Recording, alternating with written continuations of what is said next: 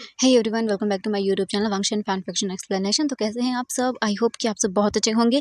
तो I know कि मैं बहुत दिनों के बाद यहाँ पर अपडेट कर रही हूँ। आप लोगों को तो प्रॉब्लम्स पता ही हैं, क्या ही कर सकते हैं, प्रॉब्लम्स आती रहती हैं। लेकिन फिर से मैं कंटिन्यू करने वाली हूँ चैनल को। तो चलिए फिर पार्ट शुरू करते हैं। तो हमने फैन फिक्शन शुरू किया था, जिसका फर्स्ट पार्ट मैंने अपलोड कर दिया था। ये कोई ज़्यादा लॉन्ग फैन फिक्शन नहीं होगा, काफ़ी शॉर्ट ही है। ओनली 2 या 3 वीडियोज़ में कम्प्लीट हो जाएगा। तो फैन फिक्शन का नाम है ट्रैप्ड। तो आज इसका नेक्स्ट पार्ट मैं शेयर करने वाली हूँ। तो सबसे पहले वाले पार्ट में हमने देखा था कि जो वीइंग था वो लैंड जो बोल सकते हैं उनका एक यूनिवर्सिटी थी, वहाँ पर आया था एज अ प्रोफेसर वीजिंग के साथ। जियांग चैंग और जो बोल सकते हैं शू यांग था वो भी आया था। उनका एक मिशन था यहाँ पर। वीइंग एक सीक्रेट एजेंट है जो कि गवर्नमेंट के लिए वर्क करता है और काफ़ी सारी वो बोल सकते हैं ऐसी फाइटिंग वगैरह या फिर काफ़ी सारे मिशन पर वो जाता रहता है। तो वीइंग को यहाँ पर मिला था। वीजिंग का फर्स्ट डे था और वीजिंग अपनी क्लास में सभी बच्चों को अच्छे से स्टडी करवा रहा था। लेकिन यहाँ पर वीजिंग की मुलाकात होती है हमारे क्यूट लिटिल वांगजी से, जो कि बहुत ही ज़्यादा बहुत सकती है शेमलेस टाइप किस्म का पर्सन है। एंड वो बस वीजिंग की बैक को देख रहा था। जिसके बाद तो वांगजी बोलता, ओ माय गॉड, कितने ज़्यादा हॉट हैं आप तो, मेरा मन कर रहा है अभी आपको फिर से किस करूँ। ओ माय गॉड, आपके लिप्स कितने सॉफ्ट थे। और बस वांगजी वीजिंग को ऐसे ही घूर घूर के देखे जा रहा था। हम वीजिंग को देखते हैं। वीजिंग को थोड़ी देर के बाद अजीब सा फील होने लगता है। उसे ऐसा लग रहा था कि जिससे किसी की नज़रें उस पर हैं। वीजिंग जो है वो अपने फेस को टर्न करता है, जो वो लिख रहा था ब्लैक बोर्ड पे या वाइट बोर्ड पे जो भी हो। वो पीछे टर्न होता है एंड देखता है तो उसकी नज़रें सीधा जाती है वांगजी की नज़रों से, मिलती है जाके। एंड वीजिंग देखता है वांगजी तो बिल्कुल बोल सकते हैं एकदम खोकर वीजिंग को देख रहा था। एंड उसकी नज़रें डायरेक्टली बस और कहीं पर नहीं थी, वीजिंग के बैक पर ही थी। वीजिंग देखता है और फिर उसकी नज़रों को फॉलो करता है एंड देखता है वीजिंग और उसकी आंखें बड़ी बड़ी हो जाती हैं। वीजिंग बोलता है, शेमलेस परवर्ट इंसान कहीं का, कितना शेमलेस बच्चा है ये। एंड वीजिंग जो है कैसे भी करके अपने आप को रोकता है और उसके बाद फिर वो बोलता है कि हाँ, इसका मैं कुछ नहीं कर सकता, मेरा मन कर रहा है ना। इतनी ह्यूमिलेशन तो मुझे आज तक फील नहीं हुई। वीजिंग बोलता, हाँ मैं ऐसे कैसे कर रहा हूँ, मैं एक एजेंट हूँ और एक बच्चे के ऐसे घूरने से मुझे कोई फ़र्क नहीं पड़ना चाहिए। वीजिंग फिर अपने आप को शांत करता है और उसके बाद वो एक डीप ब्रीथ लेता है और फिर वो सोचता है कि चलो छोड़ो कोई बात नहीं। वीजिंग फिर अपनी क्लास लेता है, कुछ सवाल देता है और उन्हें करने के लिए बोल देता है। हम वांगजी को देखते हैं। वांगजी एक सेकंड के लिए भी वीजिंग से अपनी नज़रें नहीं हटा रहा था। भाई वो तो घूर घूर के देखे जा रहा था। वीजिंग का दिमाग खराब होता है, ना जाने क्यों उसे अनकंफर्टेबल फील हो रहा था। थोड़ी देर के बाद वीजिंग की क्लास का टाइम ओवर हो जाता है एंड तब जाकर वांगजी उठता है। ऑलमोस्ट इतने टाइम तक सभी बच्चों ने, जो स्टूडेंट्स थे, उन्होंने अपने आंसर को चेक करवा लिया था। कुछ जो थे उन्हें नहीं करवाया था क्योंकि ऑब्वियसली उन्हें नहीं आ रहा था और टाइम हो चुका था, तो उनके भी वारे न्यारे थे। लेकिन वांगजी उस बेल के बजने के बाद जैसे टाइम ओवर होता है, वो अपनी बुक लेता है और जाता है और बोलता है, सर मुझे ये समझ नहीं आया। वीजिंग देखता है और बोलता है कि हाँ, टाइम ओवर हो चुका है, बाद में कल। वांग जी देखता है और बोलता है कि हाँ ये गलत बात है सर, क्या पता। और वैसे भी आपने कहा ना कल कल आपका इनका टेस्ट होगा, तो फिर मैं कल कैसे कर पाऊंगा। वांग जी को देखकर वीजिंग सोचता है कि हाँ सच में बहुत स्मार्ट बच्चा है। वांग जी देखता है और बोलता है कि ओह, तो आप मुझे कॉलेज ख़त्म होने के बाद समझा दीजिएगा। वीजिंग बोलता है, मेरे पास टाइम नहीं है, क्योंकि वीजिंग को जाना था और उसे अपना और काम करना था। वो इस फालतू बच्चे के पीछे पीछे नहीं घूम सकता था, इसलिए वीजिंग बोलता है कि मेरे पास टाइम नहीं है। ये सुनकर वांग जी बोलते हैं कि ओके देन एक काम करिए, मैं आ जाऊँगा, आप मुझे बता दीजिएगा। वीजिंग अपने आइज़ बंद करता है और बोलता है कि देखियो मेरे पास टाइम नहीं है। वांग जी बोलता है कि ये तो बहुत गलत बात है, आप अपने स्टूडेंट के साथ ऐसा कैसे कर सकते हैं, आपको मुझे टाइम देना होगा। वीजिंग बोलता है कि ठीक है तुम कल टेस्ट मत देना। वांग जी बोलते हैं कि हाँ कैसी बातें कर रहे हैं आप, मैं टेस्ट ना दूँ, आप चाहते मैं फेल हो जाऊँ। वीजिंग देखता है, बोलता है हाँ कितना नौटंकीबाज है। एंड पूरी क्लास देख रही थी, क्योंकि वांग जी भले ही स्टडी नहीं करता है लेकिन वो बहुत अच्छा, मतलब बोल सकते हैं कितनी कैसे वो सब चीज़ें कर लेता है और उसकी हमेशा हाई रैंक होती है, नंबर 1 पे आता है वो। लेकिन फिर भी पता नहीं क्यों ये सब हो रहा था और अब तो उसकी बैंड बज चुकी थी। सभी क्लास वाले घूर-घूर के देख रहे थे, क्योंकि सभी जानते थे वांग जी बहुत इंटेलिजेंट है और आज ये सब नौटंकी क्यों कर रहा है भई। लेकिन वो लोग क्या ही बोल सकते हैं। वीजिंग चुपचाप करके देखता है उसे और फिर वांग जी बोलता है कि एक काम कर सकते हैं हम, वैसे आपका भी टाइम बच जाएगा और मेरा भी। वीजिंग देखता है और बोलता है, हाँ वो क्या?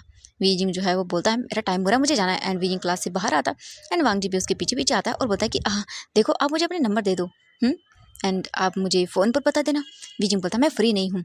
वांग जी देखता है और बोलता है कि अगर ऐसा किया तो आप बहुत गलत कर रहे हैं अपने स्टूडेंट के साथ।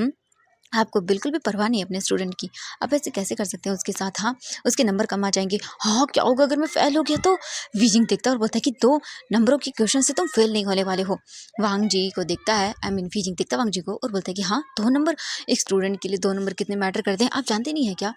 वीजिंग बोलता है कि फिर वीजिंग कुछ सोचता है और बोलता है कि ठीक है, ओके, मैं दे रहा हूँ। लेकिन अगर तुमने मुझे परेशान करने के लिए बारे में सोचा ना, ये सुनकर वांग जी बोलता है, बिल्कुल नहीं सर, बस काम की बात। आप मुझे समझा देना और उसके बाद मैं आपसे बिल्कुल भी आपको परेशान नहीं करूँगा। वीजिंग बोलता है कि ओके, एंड इसके बाद वीजिंग अपना फ़ोन निकालता है एंड वांग जी को सेंड कर देता है नंबर, यानी कि वो क्यूआर कोड से सेंड करता है। वांग जी देता है और बोलता है थैंक यू सर, अब बस आप देखना कि मैं क्या क्या करता हूँ। वीजिंग बोलता है क्या कहा? वांग जी बोलते कि नहीं, मेरा मतलब है सर, आप मुझे जल्दी समझा देना। वीजिंग मुंह बनाता है और चला जाता है। जैसे भी वीजिंग ने अपने आपके जो फेक आई नंबर थे वो दिए थे, और वैसे भी एक यूज़ के बाद वीजिंग उन नंबरों को फेंक ही देता है। ओके, एंड इसके बाद जो वांग जी था वो वीजिंग को देखता है। वीजिंग जा रहा था, वांग जी की नज़रें तो बस वीजिंग के बम बम पर थी एंड वांग जी का मन कर रहा था उन्हें स्लैप करने का। Oh my God! वांग जी ये सोच कर ही ब्लश कर जाता है और बोलता है ओह! इन्हें कितना मज़ा आएगा ना जब मैं प्रेस करूँगा तो। आह! आपके माउथ से जो स्वीट आवाज़ आएगी। ओह! मैं क्या कर रहा हूँ? तभी पीछे से टीचर आवाज़ देते हैं और बोलते हैं क्या कर रहे हो तुम वांग जी? एंड ये सुनते ही वांग जी डर जाता है और बोलता है हाँ, हाँ, आ रहा हूँ। एंड वो तुरंत ही क्लास में जाता है और बैठ जाता है। वांग जी को क्लास अटेंड करने में कोई इंटरेस्ट नहीं था, लेकिन फिर भी उसे करना पड़ता है। वांग जी बोर हो रहा था एंड उसे नींद भी आ रही थी, लेकिन क्या ही कर सकता है वो, उसके अंकल की वजह से उसे करना ही पड़ता है। वांग जी अपनी क्लासेस को अटेंड करता है और उसके बाद वो सीधा जाता है कैंटीन एरिया में, और वो जाकर वहाँ पर सीधा खाना खाता है, और उसे बहुत ही ज़्यादा भूख लग रही थी भाई। वांग जी खा लेता है खाना, खाना वगैरह हो जाने के बाद वांग जी जो है बोलता है कि मेरे सर कहाँ हैं? एंड वो इधर उधर देखता है। ओबियसली ये टीचर का कैंटीन एरिया नहीं था, वो अपने स्टाफ रूम में होंगे या फिर उनका पर्सनल जो केबिन होता है वहाँ पर होंगे। हम विंग को देखते हैं। विंग अपनी क्लास ओवर करके सीधा अपने रूम में आता है, यानी जो उसका ऑफिस रूम था वहाँ का, वहाँ पर आता है और बैठ जाता है और बोलता है कि सच में कितना थकाऊ काम है यार, इससे तो अच्छा मुझे किसी और मिशन पर भेज देते जहाँ पर मुझे फाइटिंग करनी पड़ती। मज़ा आ जाता, यहाँ पर तो कुछ भी इंटरेस्टिंग नहीं है। तभी वीजिंग का जो डोर था, आई मीन रूम का, उसका नॉक होता है। वीजिंग बोलता कम इन, एंड तभी एक गर्ल अंदर आती है जो कि बोल सकते हैं कॉलेज स्टूडेंट थी। वीजिंग देखते बोलता कि यस। तो वो बोलती कि सर ये कुछ एग्ज़ाम्स के लिए आपके सर ने बोला कि आपको मैं सेंड कर दूँ पेपर्स। वीजिंग देखता है और बोलता कि ठीक है, यहाँ रख दो। एंड इसके बाद वो गर्ल लग के वहाँ से चली जाती है। वीजिंग को देखकर स्माइल करके वीजिंग बोलता हाँ, ये स्माइल क्यों कर रही थी?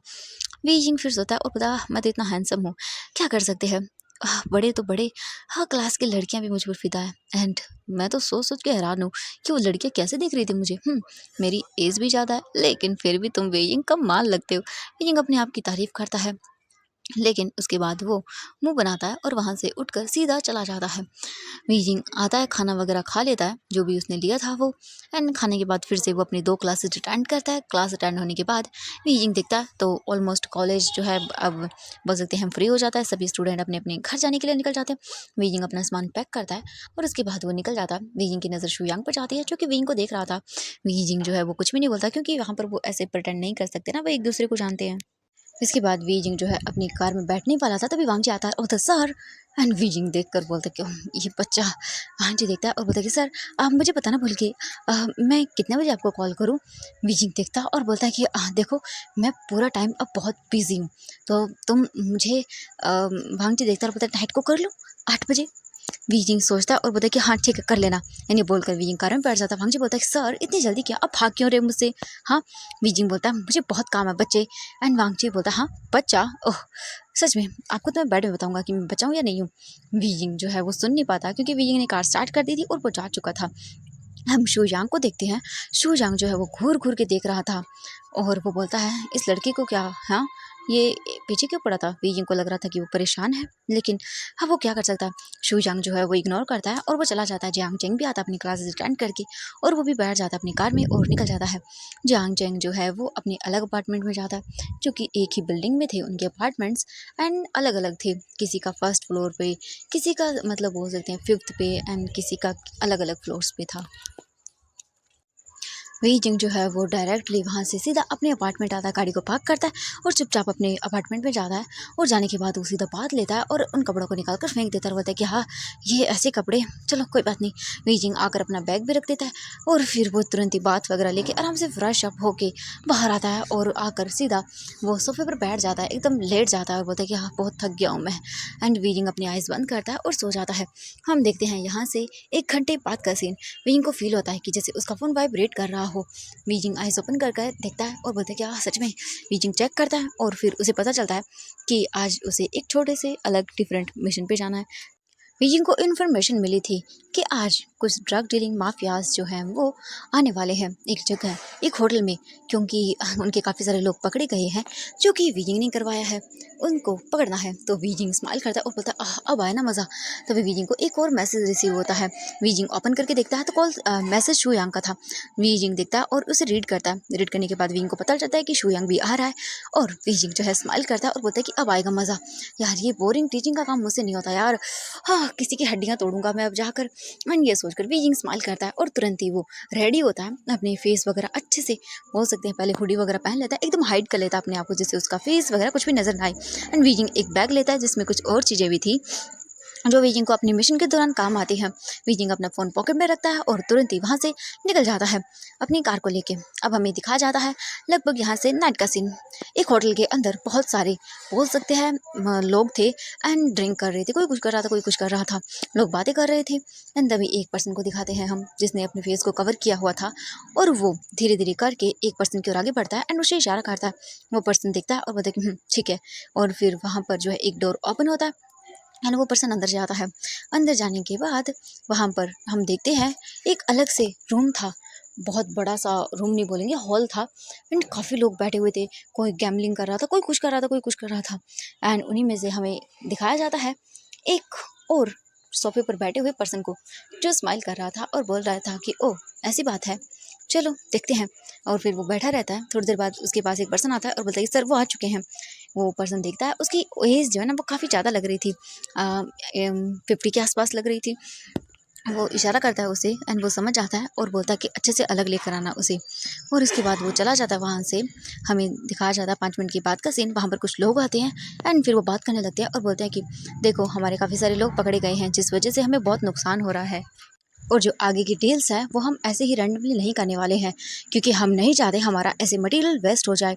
और तुम्हें पता है ना, वो हमारे रियल आइडेंटिटी के बारे में जानना चाहते हैं, लेकिन हम अपने आप को बिल्कुल भी रिवील होने नहीं दे सकते हैं, क्योंकि वो सामने वाला पर्सन अपने फेस को कवर किए हुए था एक वजह से रेड कलर के मास्क से, और जो आया था अभी पर्सन उसने ब्लैक कलर का मास्क वियर किया हुआ था। और वो सभी एक दूसरे के फेस पर इस रूम में जो भी आ रहा था उसने कुछ ना कुछ बोल सकते हैं अपने फेस पर लगाया हुआ था, ताकि एक दूसरे की आइडेंटिटी न जान पाए। और जो पर्सन बैठा हुआ था वो बोलता है कि चिंता मत करो तुम, इस बार कोई गड़बड़ नहीं होगी, अगर कुछ हुआ भी तो तुम जानते ही हो ना। और वैसे भी हमारे जो बॉस हैं वो बिल्कुल भी इन सब चीज़ों को डिनाई नहीं करने वाले हैं। इस बिज़नेस में बहुत सारी चीज़ें इन्वॉल्व हो चुकी हैं, तुम्हें नहीं पता इसमें कितने बिजनेसमैन्स इन्वॉल्व हैं, और अगर ये हुआ तो तुम्हें नहीं पता कितने लोगों का करियर डूब जाएगा। बहुत सारे पॉलिटिशियंस हैं एंड और भी लोग इसमें जुड़े हुए हैं। सबकी इन्फॉर्मेशन बहुत ही सेफली रखी गई है और वहाँ किसी के लिए पहुँच पाना बहुत मुश्किल है। चिंता मत करो, कोई भी नहीं बना जो हमारे इस जाल को तोड़ पाए और वो हमारे उस रिस्क तक पहुँच पाए, क्योंकि जब तक वो हमारे पास है सभी लोग सेफ़ हैं और सभी लोग में हम प्रोटेक्ट जरूर करेंगे सभी लोग। क्योंकि अगर वो डिस्क किसी के हाथ लगी तो न जाने कितने ही बिजनेसमैन और कितने ही शरीफ लोग, कितने पॉलिटिशियन बर्बाद हो जाएंगे। इसीलिए बस वो लोग हमें प्रोटेक्ट करेंगे, चिंता मत करो, हम फ्रीली हमारा काम कर सकते हैं। बस थोड़ा सा हमें जो है अलर्ट रहने की ज़रूरत है, क्योंकि अगर सब कुछ हो, मतलब कुछ भी हुआ तो बहुत बड़ी प्रॉब्लम हो जाएगी। है सुनकर वो सामने वाला बोलता ठीक है। एंड तभी वो पर्सन चला जाता है वहाँ से। उसके जाने के बाद हमें दिखाया जाता है वहाँ पर रूम में कुछ लोग और बैठे हुए थे, लेकिन फिर वहाँ से अपने पर्सनल रूम में जाता है।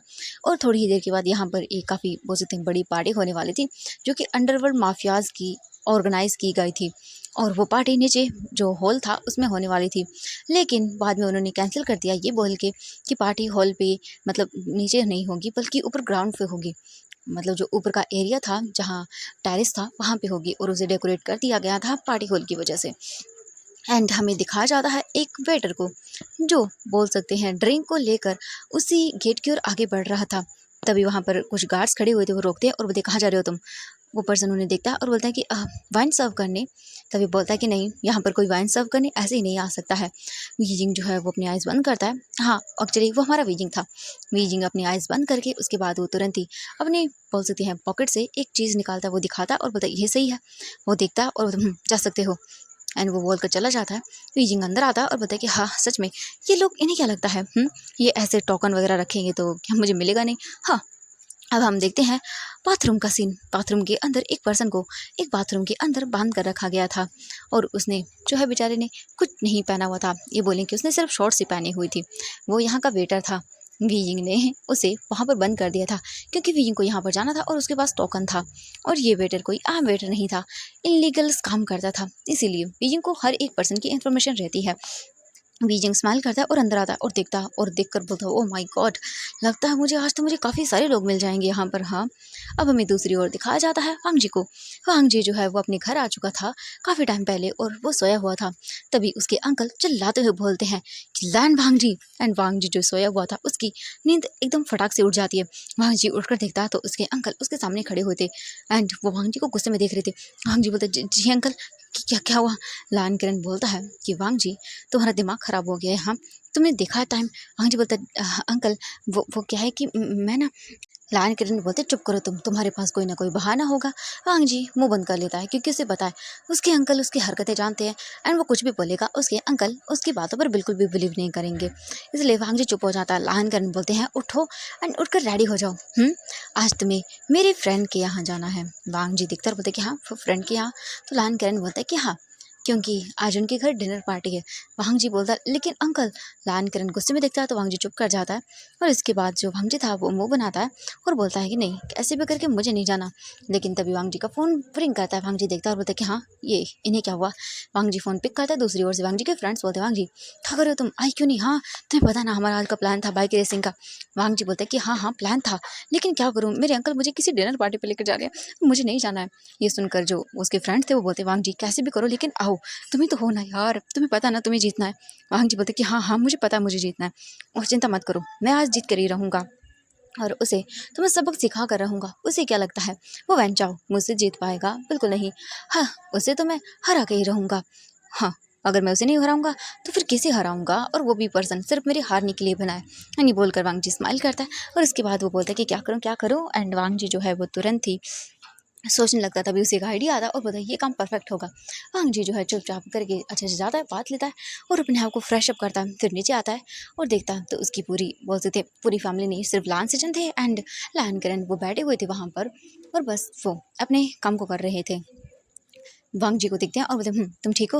वांग जी बोलता है अंकल पता नहीं क्यों मेरी तबीयत खराब हो गई है। ये देखकर लान किरण जो अपने आईब्रो को रेज करते हैं और बोलते हैं क्या कहा तुमने, तुम्हारी तबीयत। हाँ, ये देखकर वांग जी बोलता है हाँ, मेरी मेरी तबीयत पता नहीं क्यों अचानक से ख़राब हो गई है और मुझे अजीब सा लग रहा है। एंड ये देखकर लान सेजन जल्दी से जाते हैं और बोलते वांग जी क्या हुआ तुम्हें। एंड ये बोलकर वो वांग जी को चेक करते हैं तो वांग जी की बॉडी हॉट हो रही थी। ये देखकर जो लान सेजन थे वो बोलते हैं वांग जी तुम्हें तुम्हें फीवर हो गया, तुम्हारी बॉडी कितनी गर्म हो रही है। वांग जी बोलता है हाँ हाँ, क्या करूँ, मेरी पता नहीं अचानक से क्या हो गया, एकदम स्वेटिंग हो रही है। लायन किरण बोलता है अभी 5 मिनट पहले ही, थोड़ी देर पहले तो मैं तुम्हारे रूम में गया था और तुम्हें मैंने उठाया था, तब तो तुम ठीक लग रहे थे। वांग जी बोलता है गग मेरा सिर बहुत पहले से ही दर्द कर रहा था इसलिए मैं सो गया था एंड अभी जब मैं बाहर आया तो पता नहीं क्यों अचानक से मेरी तबीयत ख़राब हो गई, एकदम पूरी बॉडी मेरी बर्न कर रही है। ये देखकर लान सेजन बोलते हैं कि वांग जी चलो रूम में जाओ, तुम आराम करो। लान किरण बोलते हैं लेकिन सेजन। लान सेजन देखता है और बोलते हैं अंकल इट्स ओके, वैसे भी उसकी तबीयत ख़राब है, हम इसे फोर्स नहीं कर सकते। आपको पता है ना वांग जी की तबीयत ख़राब होती तो ठीक होने का नाम नहीं लेती एंड उसका वैसे भी एग्ज़ाम्स भी आएंगे एंड देन वो अपनी स्टडी कैसे कर पाएगा, उसका कॉलेज मिस हो जाएगा कुछ दिनों के लिए। एंड ये सुनने के बाद जो वांग जी था वो अपने मन में स्माइल करता है और बोलता है कि हाँ ये काफ़ी अच्छी चीज़ है एंड उसे तो बहुत ही मज़ा आ रहा था। अब हमें थोड़ी देर के बाद का सीन दिखाया जाता है। वांग जी जो है अपने बेड पर लेटा हुआ था एंड उसके सामने डॉक्टर खड़ा हुआ था जिसके हाथ में इंजेक्शन था। वांग जी बोलता है, "काका मैं ठीक हो जाऊँगा।" लान सेचन बोलती है कि वांग जी तुम्हें तो पता है ना अंकल।" तभी लान करन बोलता है, "चुप करो तुम, पता चल जाएगा कि तुम सच में बीमार हो या नहीं, और वैसे भी डॉक्टर ने कहा ना कि तुम बीमार हो।" आई मीन जो वांग जी था वो देखता है डॉक्टर को एकदम अपनी बोल सकते हैं बड़ी-बड़ी आँखों से और इनोसेंट आई से, लेकिन डॉक्टर जानता था कि वांग जी को कुछ नहीं हुआ है, लेकिन फिर भी उसे करना ही पड़ेगा। एंड डॉक्टर तुरंत ही वांग जी को इंजेक्शन लगाता है एंड वांग जी ज़ोर से चिल्लाता है एंड लान किरण जो था वो स्माइल करता है क्योंकि उसे पता था कि वांग जी ऐसे तो मानने वाला नहीं है। एंड लेकिन जब वो देखता है कि वांग जी को सच में इंजेक्शन लगा है एंड क्योंकि वांग जी बहुत डरता है इंजेक्शन से, वो कभी नहीं लगवाता एंड आज जब वो इंजेक्शन लगवा रहा है तो लान किरण को लगता है कि हाँ उसने गलत किया। वांग जी की तबीयत ख़राब थी, लान किरण को बुरा लगता है, लेकिन फिर उनका फ़ोन वाइब्रेट करता है, लान किरण देखता है और बोलता है कि ओह सचिन हमें चलना होगा। लान सचिन बोलते हैं कि हाँ, फिर वो देखते हैं और बोलते हैं वांग जी तुम ठीक फ़ील कर रहे हो ना? वांग जी जो है बोलता है हाँ ग बहुत अच्छा, हाँ आप जाइए, जाइए जाइए आप। एंड इसके बाद लान किरण जो है बोलता है कि चलो, एंड वो चले जाते हैं और सर्वेंट को बोल कर जाते हैं कि वांग जी का ख्याल रखिए। तो सर्वेंट्स बोलते हैं जी सर। एंड उसके जाने के बाद वांग जी जो है अपने बम बम को रब करता है एंड डॉक्टर को दिखता है और बोलता है तुम्हें लगाने की क्या ज़रूरत थी हाँ? डॉक्टर बोलता है कि सर आप जानते हैं ना। वांग जी बोलता है कि हाँ हाँ चुप करो। इसके बाद डॉक्टर देखता है और बोलता है कि हाँ मुझे हर बार मुझे इसके लिए कुछ ना कुछ करना पड़ता है, लेकिन क्या ही कर सकते हैं। इसके बाद वो डॉक्टर भी वहाँ से चला जाता है। वांग जी जो है वो वेट करता है थोड़ी देर और फिर वो जाता है और देखता है तो उसके और जो बोल सकते हैं लान किरण था वो जा चुका था गाड़ी में बैठकर।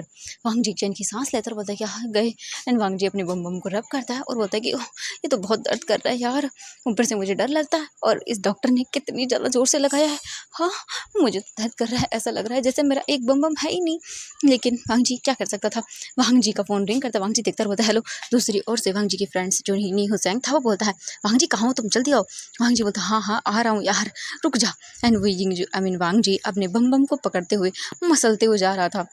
वांग जी अपना बैग लेता है एंड अपनी एक अलग से ड्रेस लेता है और वहाँ बैग में पैक करता है और निकल जाता है वहाँ से। वांग जी बाहर आता है और देखता है तो उसके उसके जो फ्रेंड्स थे वो थे एंड बाइक पर थे सभी। वांग जी देखता है और मुंह बनाता है। वांग जी फिर अपनी बाइक को निकालता है और बैठ जाता है एंड जैसे ही बैठता है वांग जी को इतना ज़ोर से पेन होता है उसके बम बम पर, वांग जी की चीख निकल जाती है। ये देख कर वो बोलते क्या हुआ वांग जी तुम्हें, क्या हुआ? वांग जी बोलते कुछ नहीं यार कुछ नहीं। हाँ बहुत लंबी कहानी है, इस रेस के चक्कर में मुझे पता नहीं क्या क्या करना पड़ेगा। एंड ये बोलकर वो सैड सा मुंह बनाता है एंड फिर हेलमेट पहनता है और निकल जाता है उनके साथ। अब हमें वीजिंग को दिखाया जाता। वीजिंग सबको ड्रिंक सर्व कर रहा था और बस वो देख रहा था कि वो क्या करे। तभी उसकी नज़रें जाती है शू यांग पर, जो कि वहाँ पर एक गार्ड की ड्रेस में था एंड खड़ा हुआ था बिल्कुल एकदम जैसे कि वो गार्ड हो। और हमें एक रूम का सीन दिखाया जाता जहाँ पर दो लोगों को बंद कर रखा गया था। एक गार्ड जियांग चैंग था, दूसरा शू यांग था एंड दोनों ही अलग अलग थे। वीजिंग उन्हें अपनी आंखों के इशारों से इशारा करता है और वो बोलते हैं कि हाँ। एंड फिर शू यांग वीजिंग को एक और इशारा करता है। शू यांग यहाँ पहले से मौजूद था और जियांग चैंग तो भाई वीजिंग को अकेला छोड़ नहीं सकता है, इसीलिए वो आ चुका था। और शू यांग इशारा करता है उस रूम की ओर जहाँ पर कुछ गार्ड्स के वो रखे गए थे टोकन्स वगैरह, क्योंकि इन सब चीज़ों के बिना एंट्री नहीं है वहाँ पर।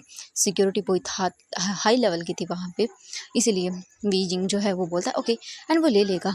वीजिंग जो है वो सोचता है कि अब क्या करे। वीजिंग को एक प्लान आता है एंड वीजिंग देखता है स्माइल करता है और उसके बाद वो ड्रिंक सर्व करने के बहाने जाता है और शू यांग और जियांग चैंग को बता देता है। वो दोनों देखते हैं और बोलते हैं बिल्कुल नहीं। वीजिंग बोलता है अरे यार कर लो ना, क्या फ़र्क पड़ता है। वो दोनों बोलते हैं कि नहीं, क्योंकि वीजिंग की जान का खतरा था। वीजिंग बोलता है कि अच्छा तब मत करो, तुम जानते हो ना मेरे पास अच्छे खासे गैजेट्स हैं। ये देखकर वो दोनों ही बोलते हैं, लेकिन वीजिंग उन दोनों को कन्विंस कर ही लेता है। वो डरे हुए थे क्योंकि इतनी ऊंचाई से बहुत ज़्यादा रिस्की था, लेकिन उन्हें करना भी था क्योंकि आज इन लोगों की इन्फॉर्मेशन उन्हें चाहिए ही थी और पता लगाना था आखिर इन सब के पीछे कौन है। बहुत बहुत ज़्यादा बड़े बड़े लोग शामिल हैं और जब तक वो पकड़े नहीं जाएंगे तब तक ये सब चीज़ें शांत नहीं होगी। ऐसे ही धीरे धीरे ये सब चीज़ें बढ़ती जाएंगी, तो इसलिए उन्हें स्ट्रिक्ट एक्शन लेना ही होगा। और अब हम देखेंगे नेक्स्ट पार्ट में कि क्या होता है। Okay bye bye everyone, I hope कि फैन फिक्शन पसंद आ रहा होगा। एंड आज छोटा पार्ट है आई नो, बट मैं कल लॉन्ग चैप्टर शेयर करने की कोशिश करूँगी। Bye bye everyone, I hope कि आप इंजॉय कर रहे होंगे।